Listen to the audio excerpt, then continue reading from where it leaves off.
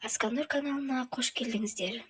Бүгін біз сіздермен өте дәмді және әрі тез дайындалатын күлшенан дайындайтын боламыз. Оған ең алдымен су, сұйық май, сүт, қант, тұз, дрожжы, ұн қажет болады.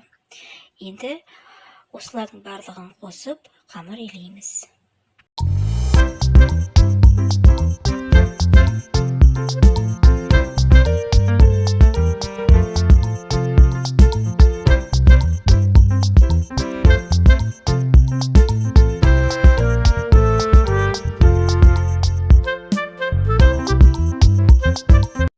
Қамырымыз дайын болды. Енді осы қамырымыздың бетін жауып, орап көтерілгенше қойып қоямыз.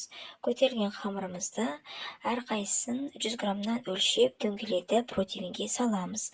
Противенге салар кезде араларын алшақ етіп саламыз.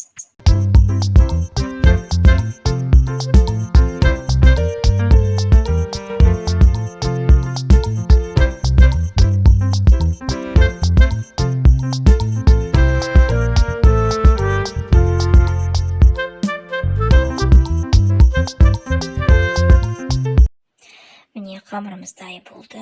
Осы дайын болған қамырымыздың ортасын ашып аламыз. Ашып алған соң осындай құрылғымен басамыз.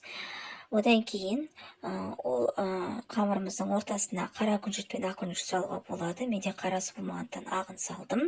Сосын оның бетіне жұмыртқамызды жағып, духовкада 200 градусте пісіріп аламыз.